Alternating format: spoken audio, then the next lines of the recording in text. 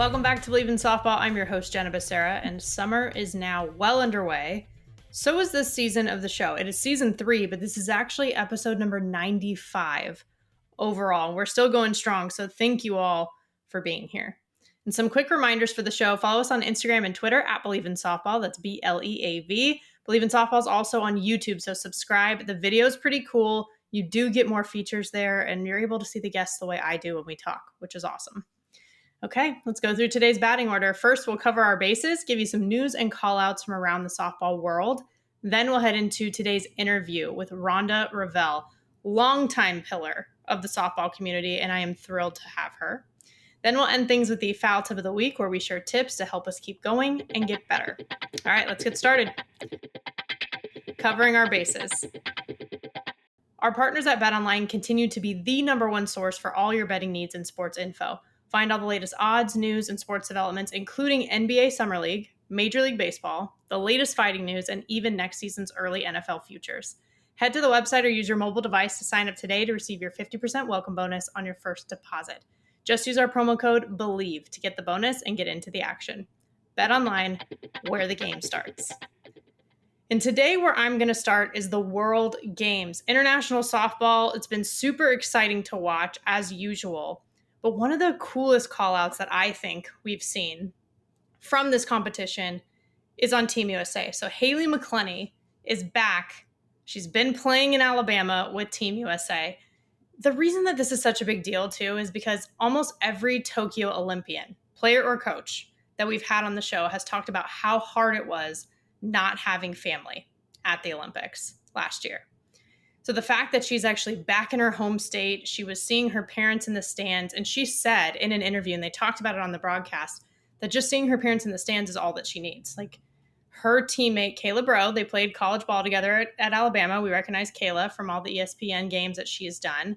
She said it too. She's like, you know what, I can confirm, like from my experience with her as a teammate, like she is very family first. And it was just cool to hear some of those stories on the call. Also, shout out to our friend, Gray Robertson, who's been on the show before, back in season 2, also on the call with Kayla. This is on CBS Sports Network, too, so it was awesome to see softball on a mainstream network, and we love everything that ESPN does, but the more networks, the better. I think the thing about Mcclenny is that there just felt like there were core memories happening for her in her life with her and her family. You know, it was her birthday during that time. She hit a bases clearing double, stole a base, and scored runs. I think she was involved in every single run scored, actually, in the 5-run win in the semifinal against Australia. So she had success, but then just making it to that gold medal game rematch with Japan also, but this time, again, with family and friends there, to be able to witness it. It just, not that it's the exact same as the Olympics. I don't know if anything truly, truly compares to that kind of stage. But it was a little bit of that experience that she was able to finally share along with her teammates. And you obviously saw a lot of Mcclenny jerseys in the stands in Birmingham. And I'm happy for all the USA players, actually, being able to have family and friends there as the host country for the World Games.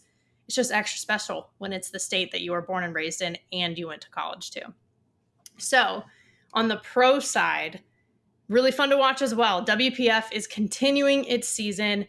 Smash It Sports Vipers and USSSA Pride are going at it still, and there have been a lot of great softball games, but I think one exciting moment I wanted to call out that we've been waiting for is that Jocelyn Allo hit her first home run with the Vipers. It's not a surprise. We just knew it was going to come, kind of like her breaking the record for college softball earlier this season.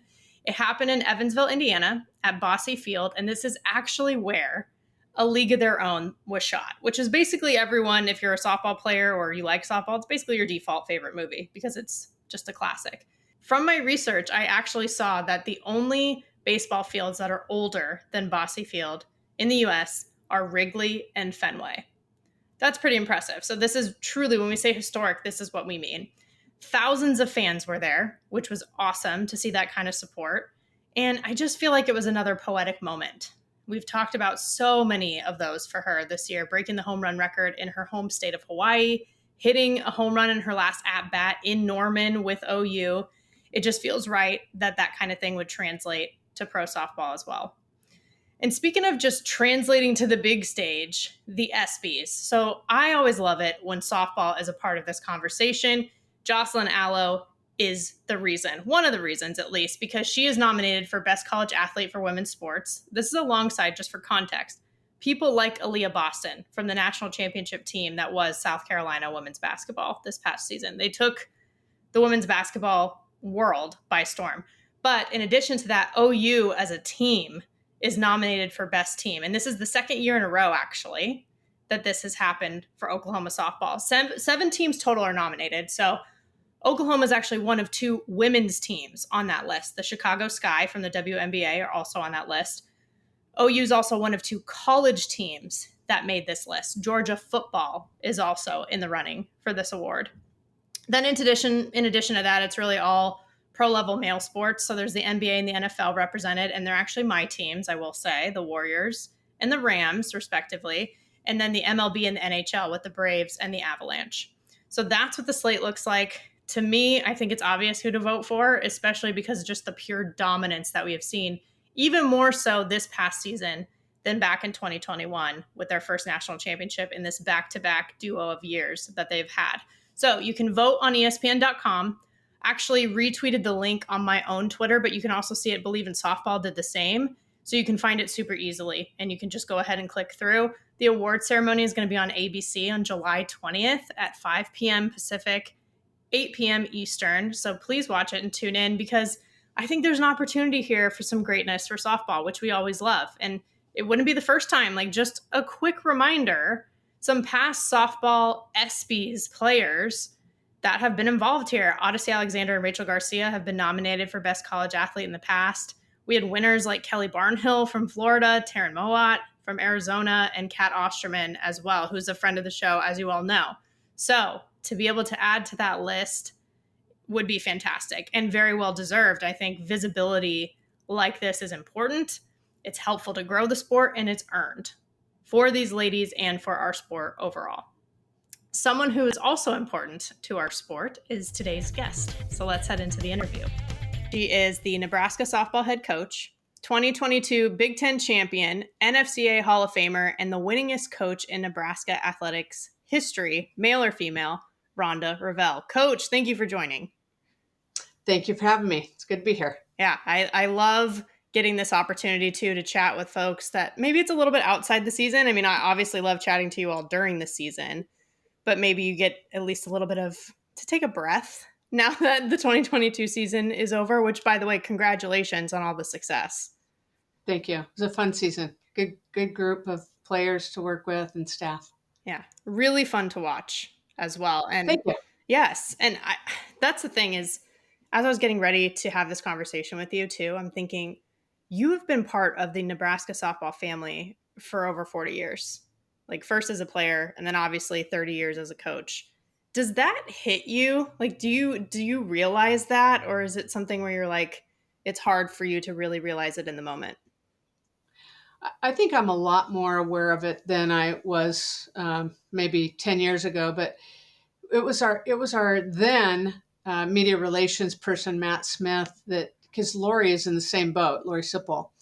And he said to us, do you realize at the time, he said, do you realize that between playing and coaching at Nebraska, the two of you cover, I think at the time it was like 82 or 83% of all NCAA played games for softball at the University of Nebraska. I think that number is now up to nearly 90% of all games played at Nebraska that either Lori or I or both of us have been a part of. So yeah, that's not lost on me now, because that's a big number. It's a big deal. It is a big deal. Thank you. You know, all the changes too that obviously happened today more than ever, like, to see that sort of longevity is really impressive. And thank you. I would just ask you then, why? You know, why have you dedicated so much of your life to Nebraska? Yeah. You know, that's an interesting question. And I've actually thought about that a little bit lately, because you see people changing jobs or changing careers and just wanting something new or something fresh, and all for good reason.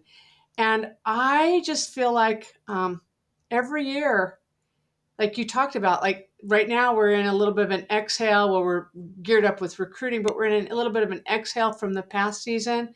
But I know as the month draws near and it goes into August and we start school at the end of August, it's like recharged for something new. And I guess coaching is coaching, but I never look at any 2 years similarly. So it seems like a fresh start all the time.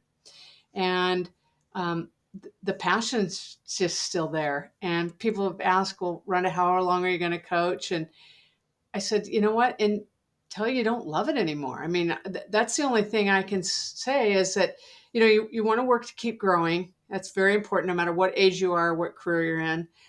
You want to work to keep evolving with the times, but you also want to continue to hold true to the bedrock of who you are and what you think and hope has helped you be successful for a long-term career and longevity in a profession. How do you balance that? How do you balance that, like, consistency to yourself and your staff and Lori as well with evolving with the times? It's hard. Yeah, it's hard, but we do hard things. And, I think I just tweeted yesterday, jumping into what Kara Lawson was talking about, which she's, does such a great job of getting messages out there, but choose your hard, right? I think anytime you want to be good at anything, and if trying to balance that is what you want to be good at, one of the things you want to be good at, you have to just be really intentional about it and also very diligent. And I'm a person that likes to think that in order to be successful at being intentional and being diligent, I have to work from the inside out. Other people may work in different ways, but for me, I have to work from the inside out and, know that I'm in a good, proper balance internally. And then there are things I need to do, whether it's exercise or my morning podcast that gives me a dose of my, for me, it's my faith walk, whatever it might be. I've always got a book or two going. That just fuels my brain, right? Yeah. That's the way to do it. Obviously, we like podcasts here too. So, yeah, that's right. But I agree with you. That's right. Audiobooks too are also just a great sort of outlet for us. Audio. Well. And you know what? Speaking of outlets, sometimes you just need a good Netflix binge, right? You just need to let your brain rest and you take it all in. 100%. I've had a little bit of time off this week around the 4th of July holiday, and I've done that more than I think I planned to, if I'm being honest. I'm in the middle of one right now. Full disclosure, I'm in the middle of one right now. What are you binging? The Anatomy of a Scandal. I just watched that recently. So good. Really good. I haven't finished. Don't tell me how it ends. I won't. No spoilers here, but it was definitely a really interesting watch. Really good job by all the actors. I'm excited for you to finish it. It's good. I'm through episode 6. Okay. So you're close. All right. Yeah, I'm close. Okay, maybe when you're done, let me know what you think. Okay, you got it. But I think you're right, though. That's important, to have the different outlets, because we can get so easily, we love softball, right? So we can get so easily just wrapped in it and kind of make it part of every aspect of our lives. But sometimes maybe it is good to step away from it for a minute. Mm-hmm. And that kind of gives us that breath that you're talking about. So I think that's a good thing to call out. And I'm always very impressed by people who are able to sort of reinvent themselves in the same place, because I think that takes an extra skill set to be able to do that, because when you go somewhere new, well, everything's new, right? So it's a little bit easier to push yourself and kind of get out of your comfort zone, but to do it in the same place, that takes that internal drive. So I'm very impressed by you and your staff for that. Well, thank you. And, when I listen to you say it that way, which you said really well, I think you might be right. Just the reinventing of yourself. I haven't really thought about it that way, but I have thought about you need to keep yourself relevant in the space that you're in. And that's kind of the same thing you're saying. Yeah. Yeah, it is. Mm-hmm. And I would say that things came to fruition really well for you guys in 2022. And not that our listeners don't already know, but just so they're reminded, Big Ten regular season and tournament champions, regional coaching staff of the year. You had the incredible win streak, biggest comeback in school history. So many things went right in 2022. Mm-hmm. What do you think led to that? Well, first of all, I have to stand corrected. I'm going to have my good friend Kate Drohan. We were second place in regular season, and then we were the conference tournament champion. So Kate, if you're listening, I corrected that. Yes. But yes, you know what? A lot of things really did go right, but it really started finished and began and ended with our players attitude and just how they leaned into what they wanted to achieve this year. And we had a few rocky years, and they understood that. And some of them had been a part of some of those rocky years, and some of them were coming with fresh eyes, and everything was new. But they really went about working with our sports psychologists and setting the culture and the standards that they wanted to live by every single day.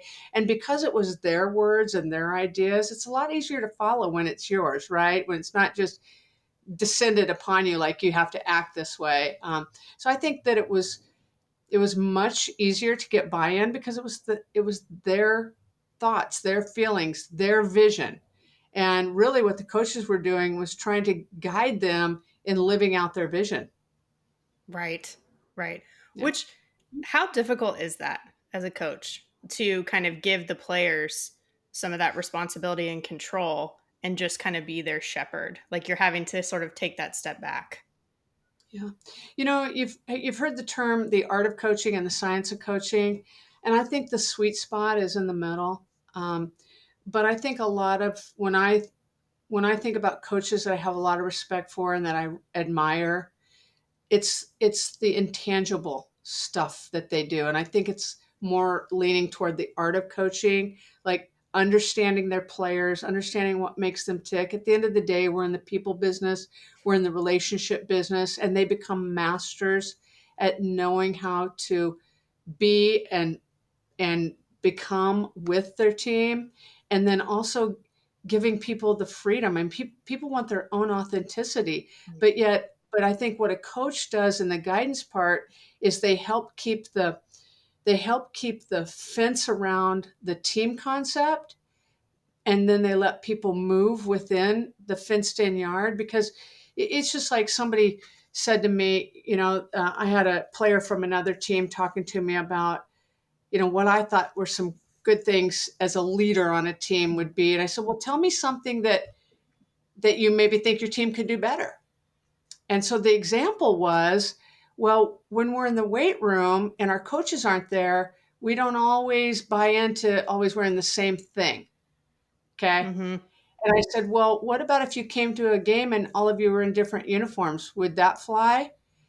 And like it hit her. Like she said, okay, I've never thought about it that way. And my point to her was, when you're in the weight room training to get better as a team, you're still on team time. Obviously, on game day, when you're in uniform, you're on team time. So understanding when there's the non-negotiable of team time, but then also understanding when a coach can step back and let the players have a little bit more autonomy, right? But probably not in the weight room with what they're wearing. Right. Like we'll pick and choose where that can Right. be. Yeah, Right. It's funny you say that because I'm trying to think back to my playing days. We definitely always wore the same thing at practice, every single day. Weight room, I think we didn't wear the exact same thing, but it all had to be like team issued stuff. So it was Right. almost identical, even if it wasn't the exact same shade, let's say. But Right. yeah. Right. And for us, like it might not be the exact same shirt, but it's the same color shirt that's team issue. Right. Because you have a bazillion of them by your senior year, right? Oh my gosh. We used to call it Nike Christmas. Like when we would get the whole, like all the shoes, everything. I still have shoes I don't think I've worn, and it's been like 10 years. So I should check in on those. Imagine after 30. Like I keep some shoes and now they're back in style. Yeah, there you go. See, that's the strategy right there. I know. I wear some sweatshirts that are literally almost 30 years old, and some of the players will go, oh my gosh, coach, where'd you get that? It's so cool. You're like, it's vintage, not a big deal. Yeah, vintage, retro. That's amazing. Is your entire wardrobe just like red and white at this point? If you walk into my closet, you're going to see red, white, black, gray. I mean, it's all on one side. And then my non-coaching clothes are usually all blue and green because those are my actual favorite non-competitive colors. Well, I was going to ask you that because it's like, okay, we wear a lot of the same color, right? So maybe you do want to mix it up like when you're not actually in your softball gear. So you can, yeah, that's good. I think that's healthy. All shades of blue and green. Yeah. Yeah, I like it. I think I was similar actually, like with all the Cardinal red stuff for Stanford, and then even after like I graduated, I was like, I guess I can wear a little bit more blue and green, you know, like we can go on the other side of the color wheel here. It's okay. Uh-huh. Yeah, it's awesome. That's so funny. But kind of, we veered off a little here, and that was mainly me. But I just thought that something that summarized what you're talking about in terms of like giving the players responsibility and credit. I mean, you only get credit when you take on the responsibility, right? But something that I felt like summarized it really well is I saw kind of your post-game speech or conversation with them after regionals, and you told them like that this group left it better than they found it, and they even set it back upright in terms of the program and everything that you guys want to do. And I thought that that was such a cool moment, obviously for the players, but even the fact that us fans got to witness that, because it felt like the right sort of culmination to your journey this past season. Mm-hmm. Well, I think if you see it and feel it, you need to say it. And one of my mentors, the late Dr. Barbara Hibner, used to always say, Rhonda, you need to know that 20% of the people walking on the earth give 80% of the feedback. Make sure you're one of the 20%. So I'm not perfect at it, and I fail my fair amount of the time, but I really try to have big eyes for recognizing people's efforts, people's intentions, people's actions. And like I said earlier, this group, so many of them had so many deposits and so many investments into this team and this culture. And as you noted in what I said, we're in a healthy place. Yep. And it's because of them, because of who they were every day from day one. Right. From the inside out. And, you not only want to give credit where credit's due, but you also want to nurture that and continue to water and grow it, because, we'll go on to next year and let's keep it going and growing. Right. How important is that in terms of as a coach? Obviously you give feedback to players with any kind of adjustments that need to be made, whether that's, physical, mechanical, or just about some of these sort of intangibles, the team values, etc. But also giving that positive feedback, like, hey, yeah, keep doing this. Mm-hmm. Jenna, I don't know if this is right, wrong, somewhere in between, if I'm on the right track. You talk about evolving and continuing to grow as a coach, but I almost think the longer I go in this coaching, I think it's, yes, players need coaching of the sport and the skill, but I think they need more the relationship.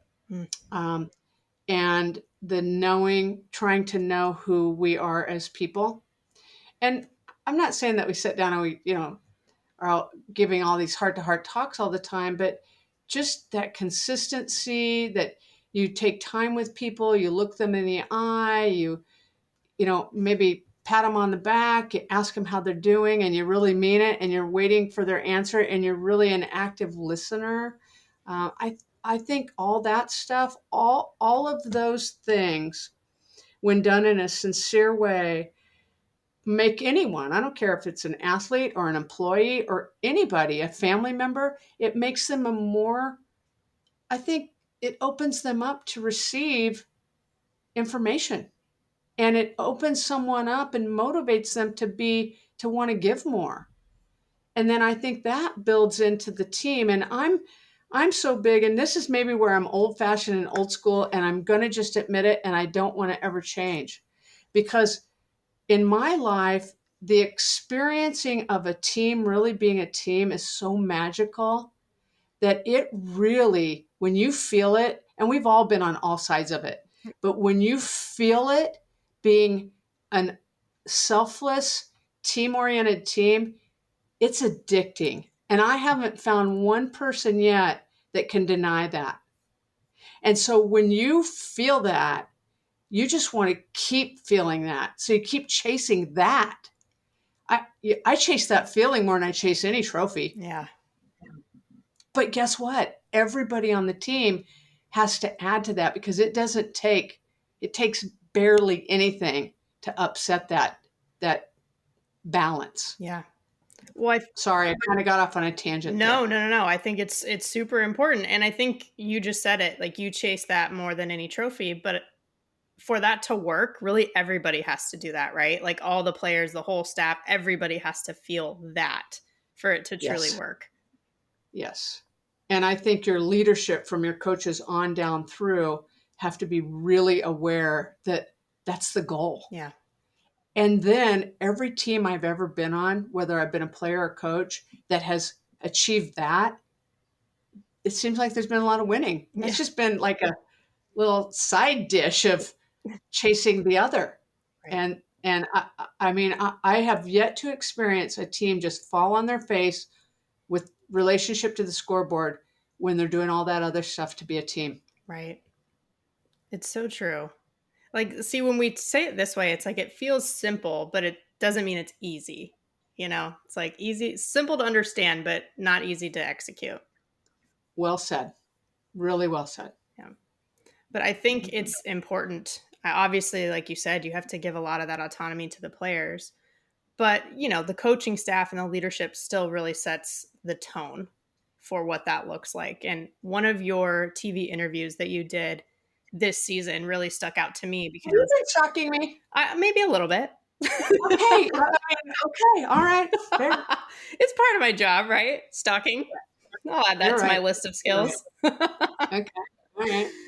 No, but you did a really awesome TV interview where one of your players, and you told the story how her dad had passed away in the fall and it was his birthday and you guys were playing and she had told the team, I'm playing for my dad. And then she hits a grand slam. And the part that I thought was so cool, other than how great that story is that you chose to highlight that in that moment that you had talking to the broadcast team versus like trying to talk about X and O's, right, of the game. That I think, to your point, you know, that's more of the relationship stuff than it is just the softball field. Well, can I just go here? Yes, of course. I really felt like that was a God moment. And because she hit that grand slam in the bottom of the third, and the interview was coming up in the top of the fourth. It wasn't in the second game. It wasn't in the first inning. It wasn't in the fifth inning. And there wasn't anything else I could have talked about. Yeah. Right? There was just nothing else. In fact, when they were still at commercial, I said, can I just take this? And they're like, well, what do you got, coach? I said, I just need you to let me take this. Like it could, and it wasn't even me talking at that point. It was just, this has to get out because I really believe that our world needs hope. And anytime you can be a messenger of any sliver of hope for 1 second, then you need to do it. And that's not, Rhonda Revelle didn't do that.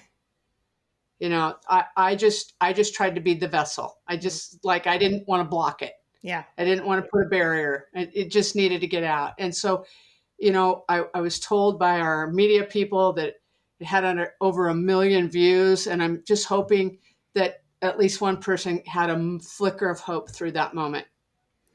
I think it's safe to say more than one person. I mentioned it on the show at the time because, you know, I mean, and this is just me off to the side, separate from a lot of what's going on in terms of the players. But even for me, I was like, you know, I'm tired. It's the middle of the season. You know, we're all grinding it out in whatever way we are connected to the game during the season.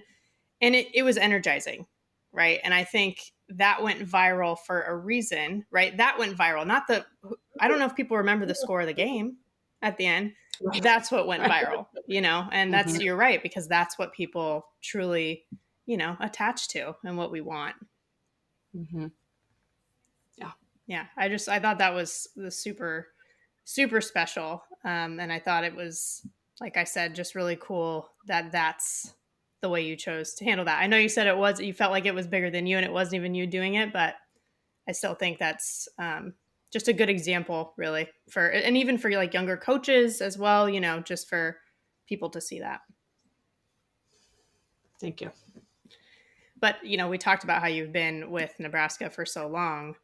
Congratulations also on your contract extension. So it's going to be even longer that the Huskers get you, which is really, really exciting. So I asked you before, like, why have you dedicated so much of your life to this program? But what made you want to keep doing so for the next few years? Mm-hmm. Well, I've never wanted to be anywhere else. And when I got this job in 1992, it was my dream job. And I still feel like I'm living the dream. Mm. And, not without challenges, but like we said, we do hard things, right? Yeah. And I just think, I don't know, I could just never really see myself anywhere else. It's my alma mater. Just all the players, and I've been fortunate to coach with Lori Sipple for 30 years, now Diane Miller for 15 of the 30. I mean, I think I was in year 20 before I even had a different secretary.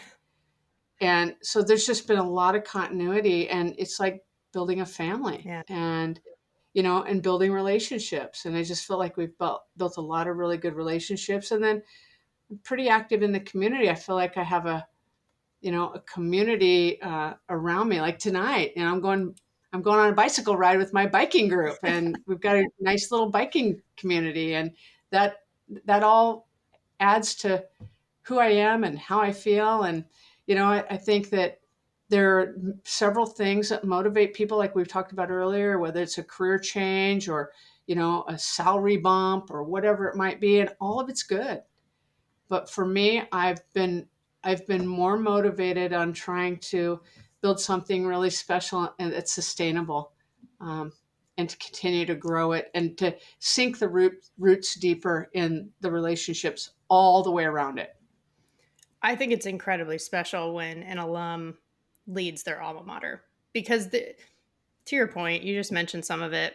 There's just nothing like it. Like, no matter what you do, where you go, if it's anywhere else, it's not going to be the same, period.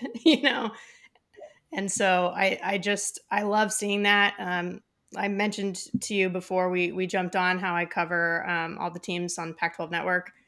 That's something we talk about a lot, because there are a lot of alums in that conference that also are leading their alma maters. But I see such great leadership in the Big Ten, and even relationships between, you're talking about how amazing the relationships are at Nebraska, but your relationship with like Coach Hutch, and you mentioned Kate Drohan earlier, and you still keep in touch with Jessica Allister from her time at Minnesota, right? Like, those relationships seem really important. And I just mentioned a lot of really strong women as well. Mm-hmm. So what are your thoughts on that Big Ten softball dynamic? Well, I'll go Big Ten and then even broader than that. I think, first of all, it's really our responsibility to be supportive of one another. We're all doing the same thing, and it's a hard thing. And not everybody can understand the role of coaches and just the ebb and flow of what they go through. So we all need somebody. And in some cases, it's a couple somebodies that we just feel like we can be really vulnerable with, when really honest with. I'm reading a book right now called The Tough Stuff. It's a quick little read, folks. It's a quick little read. And it's really about the things that coaches don't talk about very much, because it's the stuff deep inside them that they might think they're the only one that thinks that way. And it's been really revealing, I should say. In fact, I've recommended it to several coaches. But to have those connections and to feel like you have that support, it's wonderful during the good times and the bright times and the sunny times to have people celebrate with you and for you. But during the dark times, oh my gosh, sometimes it's your life support. Yeah. It really is your life support system. And, I've had some of those times, and I think about those three names that you just named. They were constantly on the red phone with me. They didn't let a day go by when I was going through my most challenging time where they weren't reaching out and connecting. And for any of them, I would, take a bullet, right? Because that just means so much, because everybody's busy. We're all busy. But the fact that you can get on the field and between the white lines and compete just go all out and try to win, and then it's over and it's not personal. That was business. And now you go back to trying to help each other grow professionally and help each other through just all kinds of things. it's really, it's priceless, honestly. 100%. Do Mm-hmm. you feel like sometimes I think, I don't know if I'm just biased, but sometimes I think that is even more true in women's sports. And I would even say it feels that way in softball. Again, I don't know if I'm biased, but would you agree with that? Well, I've had my basketball coach friends say it is true. Okay. So, and they're only judging based on when we share conversations that we've had with our colleagues. They're like, you talk about that? You share that? Yeah. And they're like, we don't do that. And then I've even had a couple basketball coaches go, I'm kind of envious. And so then I'll tease them. I'm like, well, really at heart, you're a softball coach, but I don't know. I think softball by and large, you think about the players that play it, we're kind of social creatures. I mean, we do cheers, you don't see all that in many other sports. And I was talking to a multi-sport athlete that is trying to decide, playing soccer, softball, and baseball, but probably trying to decide between softball and basketball, excuse me, trying to decide between softball and basketball for college because this individual's not in college yet. And she said, well, I really like how the team spirit of a softball team is. Like, that's my favorite. And I'm like, is it the cheers? She goes, well, that's a part of it. But, it kind of builds into all that connection that we're talking about. Yes. I feel like that is a big reason why people, especially new fans, get into softball. Is like you said, the Mm-hmm. cheers are like a nice sort of maybe cherry on top because it's entertaining for them or whatever. But you can it's the energy, I think, and you can just feel that. Yes. And that was one of the things about our season as we got going, and you could tell, some things were bubbling and they were pretty positive. And that's one of the things that our team talked about a lot because our fans were really enjoying watching us play, and they were telling us so in a variety of methods. And I said, I don't know if it's as much about what's happening on the scoreboard as what they're seeing happen in the dugout, what they're seeing happen when you guys are connecting. They see joy. And I went back and I said this early in the podcast. We're all looking for something to pump something positive in, whether it's hope or joy, just that moment to have that. And so I said, just continue to be with each other the way you truly feel. And it doesn't matter. It's kind of trying to take the pressure off of, it's not all about scoreboard. Yeah. And I think there's really something to that, Yeah. It's contagious. You see somebody joyful and playing a game versus working a game with passion and love for the people around them, and you can see that in action, you want to lean into that, even if you don't know the people personally. Yep. I think that's especially evident, obviously, even more exposure and TV time, et cetera. But everything kind of all comes to fruition in postseason. I think that's why people love postseason so much, is because there is so much joy. Like some of the energy that you see at the Women's College World Series, like radiates through the TV, and that is the piece of it. Not just the upsets, not just that other stuff, but that joy that you're talking about. And let's face it, by the time you get to postseason, you've already had a really good season. You've already had a lot of opportunities to build your team chemistry and embrace roles and really get into a good system of who you are and what your identity is as a team. So now the fans, especially the new fans like you talk about, they're getting to see a pretty refined product by that point, not just in play, but in conduct. True.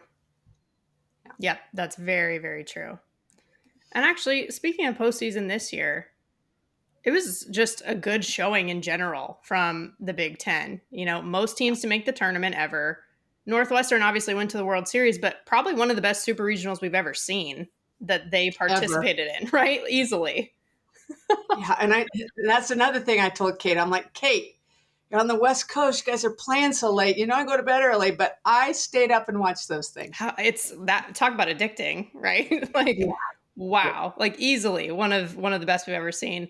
And then obviously, yeah, you have people like Hutch, Kate, yourself, Lori, who have just been these pillars of the conference. To me, I think the Big Ten has been underrated in terms of softball in recent years, at least. Thank you. Yes. I was going to say, do you agree with that?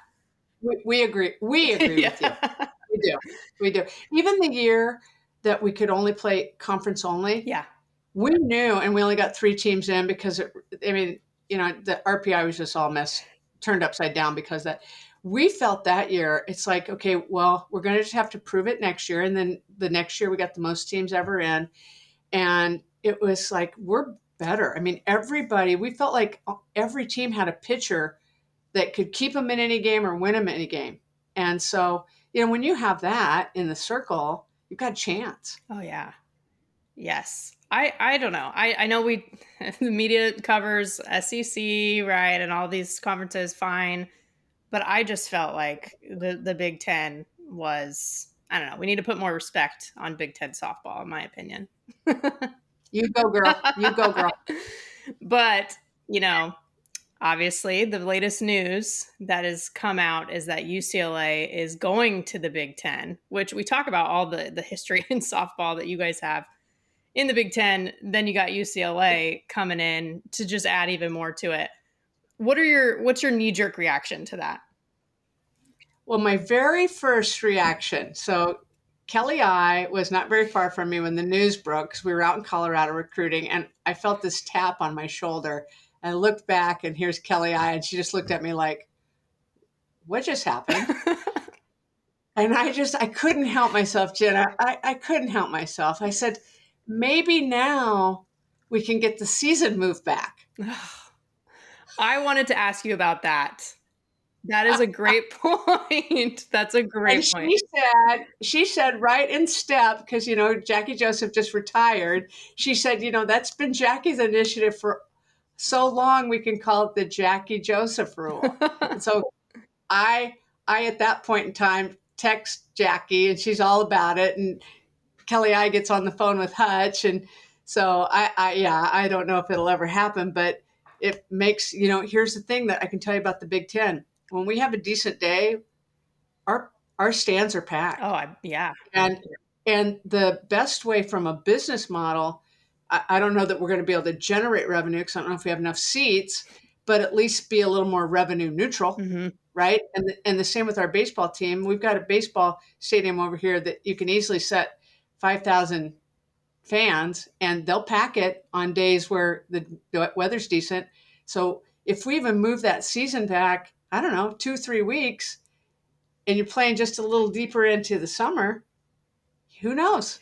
I will say for schools who are on the quarter system, mm-hmm. also not a bad thing. So you look at UCLA, for example, right. on the quarter system. Right. The World Series is usually finals week for them. I know. So, I mean, not only are they traveling to play in the Midwest, play you guys as well, that could benefit them too if you can just play softball during the World Series. Like, that's a big deal. So I know. There's so many other things going on in college athletics. I don't know if that's on the first, to-do list, but who knows? It might pop up there as an add-on. Yeah, I think that's super interesting. I'm just going to put it out there in the universe. No, it's super interesting because the more and more that I talk to folks who are further and further east who deal with real weather, right? Because I'm a soft Californian. It makes a difference because then you're on the road for what, like 2 months straight in the beginning of the season? Oh yeah, 100%. Yeah, it's a big difference. So that's super interesting. But I'm glad to hear that I feel like softball sort of coast to coast, there's a lot of relationships there. It's obviously not just based on the conference you're in, but to hear that there's already a bit of camaraderie and stuff there with Kelly is pretty cool. Yeah, it was fun. I the next day I saw her and Hutch. They were not watching a game at this moment. They were just talking, and I came over, and of course, it's just a lot of dialogue. Yeah. And I said, Kelly, now what do you think about our real field rule? And she says, what's a real field rule? And I said, well, I just giggled and I said, we'll let you figure that out. Oh man, there's a lot to learn. I saw some tweets that were pretty funny where it's like, I mean, UCLA wears parkas when it's below 70 degrees, so what are they going to wear? When they Yeah, start going to the Big exactly. Ten. Exactly. Yep, it'll be interesting, but I think it will be cool for you guys to also, whenever schedule sets this up, but to come out to Easton State too. I think that'll be a Yeah. cool Yeah. experience. I think there are going to be a lot of really interesting conversations coming up in the next year or two as we transition into a bigger Big Ten. Right.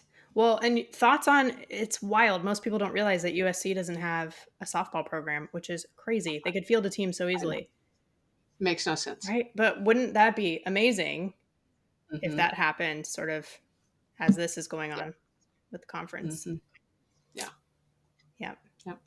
I think that would be awesome. Well, I'm kind of with you. I know we were talking about this a little bit before too, where it's like anything could happen at this point. We're both kind of just sitting back with our popcorn. You said you're sort of surfing, just riding the wave. That's where we'll be as this stuff shakes out. That's right. Whether we have another team added, 2 more teams added, 4 more teams added, whatever. We'll be here. Yeah. Yeah. But that actually brings me to, I feel like there are so many other moving parts too happening in the game. It's the transfer portal, the coaching carousel, not yourself obviously, but like others moving around a lot, these conference realignments, so many things are moving. So how does that affect when you go out recruiting, and it's recruiting season right now? Hmm. I think the best thing we can do right now is just try to remain calm and try to be where our feet are and deal with what is right now. And what I know right now is what Nebraska has to offer as an institution academically, uh, you know, softball wise, as our community, as a college town. And so I just really try to lean in and make sure that I'm communicating the information that is factual, just the facts. Mm. And then even the things that we don't know, the moving parts to with which you speak, just stating that factually too. There's a lot of things that are up in the air. Yeah. And they're up in the air for everybody. And so sometimes when you just normalize that there's some uncertainty, it almost diminishes it because we're all dealing with that. And so I think the more calm we can stay, the more factual we can stay, the more you can continue to share your vision with prospects and their family. And then if you have the opportunity to get them on campus, show them what is and what has been. And that if something changes, we'll adapt and adjust just like we have any other time something's changed. Right. Right. That's really key. And it's to your point, it's like just being open and honest, really. That's the the foundation of what you just said, because there's nothing worse, and this is in any environment, could be at work, could be just a friend, doesn't matter, when somebody doesn't know an answer to something and like makes something up and doesn't want to admit that they don't know the answer versus just saying I don't know. Either I'll look into it, or when I do know, when we do have information, I'll tell you. Like everyone always appreciates that more, and that's just a general rule. Right. Yes, so true. Yeah. So I think that's good. We went through that a lot when we were doing all of our COVID protocols, right? Mhm. People always want information. And 9 times out of 10, I didn't have any additional information. Right. But yet people wanted it. It just helped them hear it a few extra times. Right. Almost be like, feel better because like, oh, you don't know either. Okay. Because I don't know. Oh, I'm uncertain, but so are you. So that makes right. me feel better. Yeah. Like I know they're talking about it. I know they're working on it right now. We don't know. And, I'll keep you updated every other day. Yeah. Even if I don't have anything new. Right. Right. Yeah. Just those little things like that, because things change so fast today.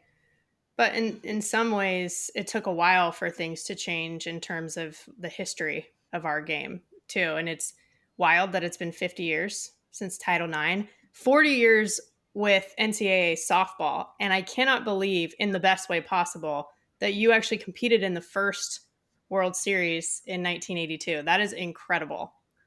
See, you're stalking again. Of course. I do my homework. You say stalking, I'm going to spin it to doing homework. No, I'm teasing you in the most complimentary way. Yes. How about that? And it was in Omaha, Nebraska. Incredible. So we just had to go up the road 50 miles to play. Yeah. Mm-hmm. No, it was great. It was at a complex, Seymour Smith complex. I mean, just night and day. The only thing that's similar is that it was called the College World Series, and you had a bunch of young women softball players that were giving their all. Yeah. But after that, we didn't wear helmets. The ball was white. We pitched from 40 feet. On we go. Well, that's a good point. Just the passion and women wanting to play has been consistent. A lot of other things have changed, but that has been consistent. What else do you feel has actually stayed the same in our game? Well, I think really it's what I said, just that competitive fire. So athletes might be bigger, faster, stronger now, but the competitive fire is still the competitive fire. Yeah. And there might be like, I'm trying to even remember then if we were really, I remember when I first got a scholarship, I'm like, wow, this is a thing.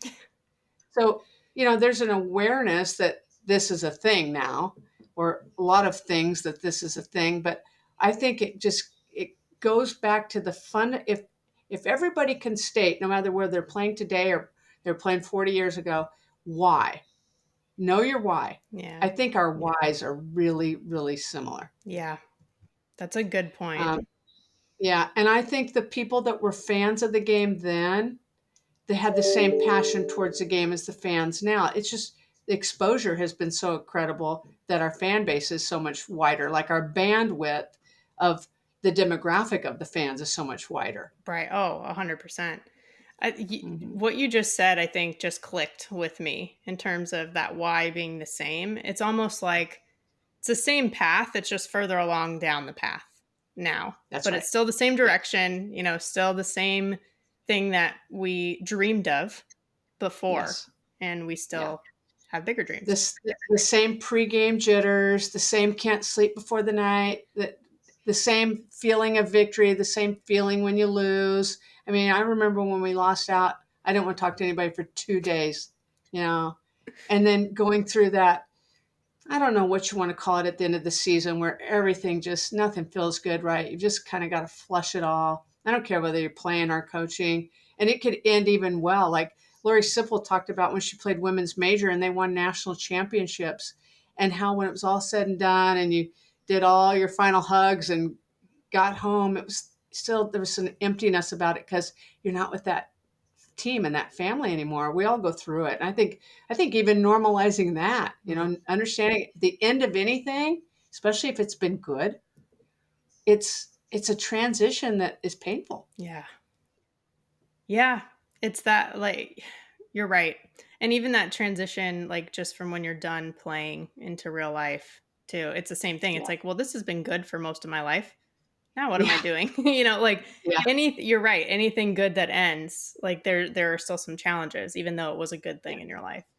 Yeah, that's right. Yeah, no, that's a really good point. But I think there's always this interesting dynamic too when we talk about things like Title IX and kind of take a look back at how far we've come, which is this level of gratitude for all that has happened, but also still a desire to keep pushing for more, obviously. Yeah. How do you balance those two things? Yeah. I've been asked that question a few times, and I think it was maybe one of the last times I was asked it. I heard myself differently. And let's just take Rhonda and Hutch. Mm-hmm. Okay. Really good friends. Our strengths are different.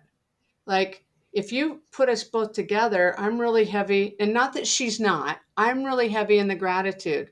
So I probably could be your head coach of let's be grateful for where we are and where we've come. Okay. And she's willing to go out front and, just say it like it is. And we need both, right? Yeah. And it's not that I can't do that. It's not that we couldn't cross over, but that's in her lane. It's in her wheelhouse. She's really great at it. And every time she does it, I'm like right behind her going, you go, Hutch. But yet I'm going, I don't know if I could say that. Right? Yeah. But yet she's continuing to push. And so I'm taking someone in the same generation, and we're both trying to do that. I think at every generation, it has to happen, because people in your generation, Jenna, you all can say even different things because you don't have a history of, like for us, when I didn't know anything that I couldn't have the baseball cages.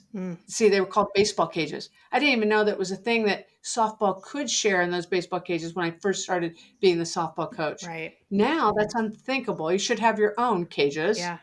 And so you all can take it where we have left off and keep moving. Yeah. Right? Yeah. Keep moving with the gratitude, but also keep moving with we've got more to do. Yeah. Yeah. I almost think a good way to show gratitude is to take on what the last generation did and keep it going, right? To then give it to the next generation. That's actually a way to express that gratitude in a way. That's a great point. Yeah. You need to talk about that more. Yeah. As you move on. I think that's a really good point. Yeah. It only clicked because of what you just said just now. And the baseball cages are a great example, actually, because you just said, didn't even know that was an option. For us, that was the thing, is like, oh, we had to go use the baseball cages. Now they have their own, and it's really nice. And, they have the facilities. But you're right. It's like that progress. And as long as we see that progress from generation to generation, I think that's a good thing, something for us to hold on to. But you just said it too.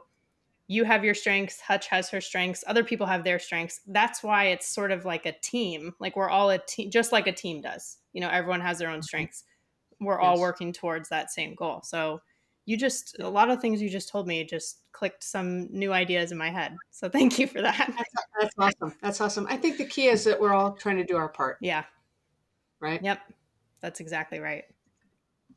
Well, before I jump into sort of our little wrap up, is there anything else that you just want to say about either, could be Nebraska, could be college softball, could be the game in general, women's sports, anything you want?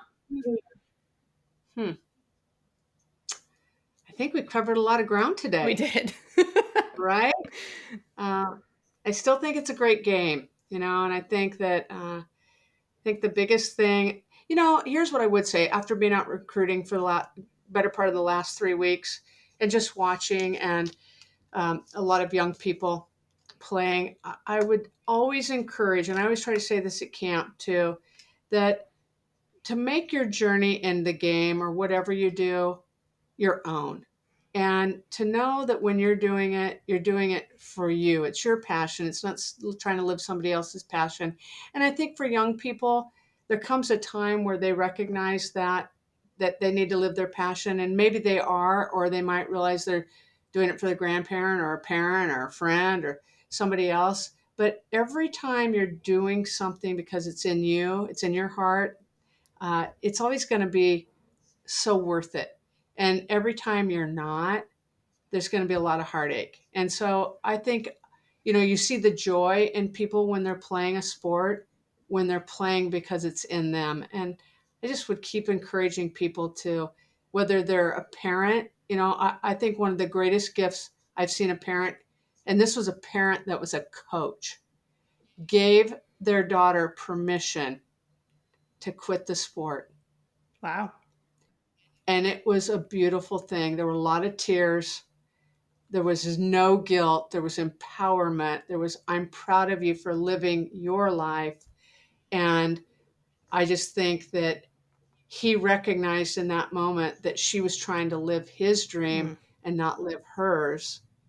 And that then it was his turn to go back and basically say, I want you to follow your dream. And my dream is for you to actually live your dream. Right.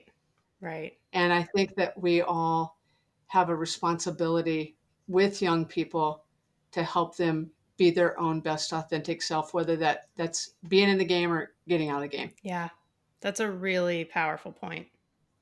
I think a great place for us to say. I don't know how I follow that, actually, but we'll try.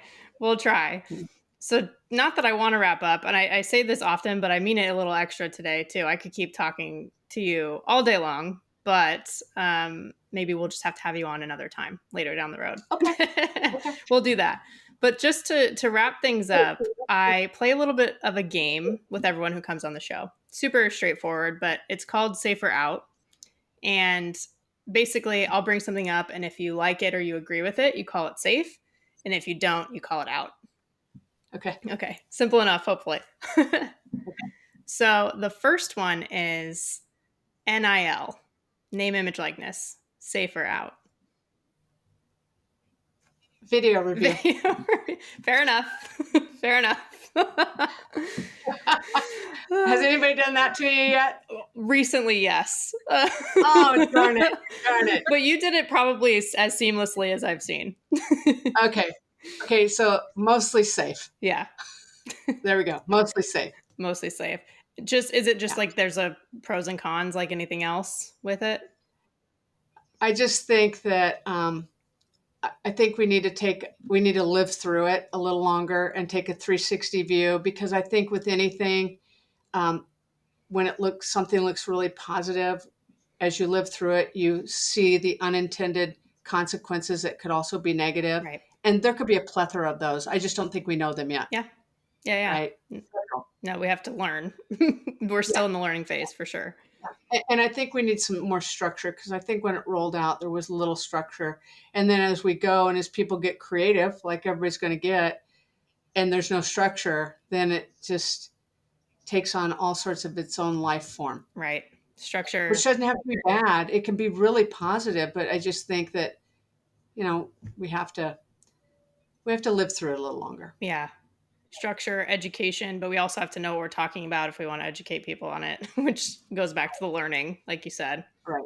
Yeah. Right. Okay. Makes sense. That was the first one. Second one is bat flips, safe or out. Out. I had a feeling. I feel like a lot of people say out, especially pitchers. They pretty much always. I don't know if I've had a pitcher say. I was a pitcher, by the way. Yes, like exactly. See, I knew that because I stalked you clearly. So. Right. See, now you're using the term stalking. Yeah, I'm just trying to steer into it at this point. Okay. No, but I mean, it makes sense because I feel like I don't like even the pitchers who were like two-way players. Like I asked Rachel Garcia, I think, and like some others. I think even they were like still kind of out on that one. I think for me, I'm not saying that you can't be filled with humility and bat flip. I'm not trying to I don't want to be that person. But to me, humility is such a big thing on my list. Yeah. That I don't necessarily correlate that action with humility and respect for your opponent. So those two things for me are so big on my list that I don't know. Yeah. Well, actually, you're kind of hitting on something. It's like you said you sort of lead with gratitude. Like that's your style as a coach. I feel like if you're leading with gratitude in the moment, I don't know if you're thinking about flipping a bat, usually, to be fair, I could see some people like you said, it's not that you aren't grateful if you do bat flip. That might just, you might just be super excited or whatever it is. But if the first thing you're thinking about is that, I could see what you mean. I don't know if that's your action you take. Yeah, I certainly don't want to judge because I don't personally know a bat flipper. Yeah. So I really don't want to judge, but I just know what I value. Right. Yeah. Right. Yeah, that's fair enough. Well, we did it. You made it through safe or out, even after a video review. That's a piece of cake, but I got to tell you that they're kind of those questions that could go either way, right? Totally. And that's why I like asking people, and I'll ask everyone a couple of the same ones just to hear different answers too, because it is super interesting. I think a lot of them could go to video review. You're right. Well, thank you again. This has been really, really awesome. I'm so excited we were able to do it and really appreciate your time. I'm so looking forward to everything Nebraska softball has going into 2023. Thank you, Jenna. It's been a pleasure to be here today. Some of my favorite conversations are when I just learn a lot. And so I'm really glad that we all got to just sit back and absorb everything from someone like Rhonda. And with that, let's transition to the foul tip of the week. This week's foul tip is about knowing your worth. And it's something that I've been reminding myself of recently, actually. And when you talk to somebody like Rhonda, it reminds me of it too, because You just look at how far she's come in the last 40 years, individually, in Nebraska athletics as a whole, and even just women's sports in general. When you think of Title IX and making an impact, you think of people like her. But what strikes me is that you don't make that kind of progress and get to where she is without knowing your worth. And it's interesting, though, because what does that actually mean to know your worth? I think it can be a few different things, right? People have their own interpretation, but to me, it comes down to being your own advocate, basically, understanding what you bring and being that advocate for yourself, both internally and externally. For internally, I feel like it has a lot to do with the way you talk to yourself. Be nice to yourself, be your own hype person. You bring value to the world, so remind yourself of it. And I think this is especially important when you're up against something hard, because the more you hear something or you think something, the more you believe it. That's why affirmations are a thing. But it's basically just comes down to being a good friend to yourself the way you are with your friends. But then externally, it can look like a few different things, standing up for yourself or for people in your world, like your team, let's say, and even asking for more, pushing for more. Rhonda did that, actually. She pushed for a raise for her longtime assistant, Lori Sipple, that she talked about today. So I think, again, this could come out in a bunch of different ways, but just some examples. The internal impact really comes when you have that internal part down as your foundation. It doesn't mean knowing your worth is easy. It doesn't mean there aren't bad days. But like we've talked about before, the softball community is one of the most resilient groups out there. And I think part of that is because at the end of the day, I think we know our worth. We have a lot of value, and we know that. And it's not just as individuals, but I think we also know the worth of our game. And that's why we've pushed for more and why we will continue to, because it starts with valuing what we have and who we are. So that's it. Know your worth. That's the foul tip of the week. You've been listening to Bleav in Softball, part of the Bleav Network and presented by BetOnline. The show is available anywhere you get your podcasts, wherever you listen, including Bleav.com, and you can watch the videos on YouTube too. Subscribe, rate, and if you liked it, write a review for the show. I appreciate your support. We always want to know what you think. Follow us on Twitter and Instagram at Bleav in Softball. Again, that's BLEAV. You can always reach out to me on Twitter at JennaBecerra01 and Instagram at Jenna Becerra as well. As always, thank you for tuning in, and catch you soon.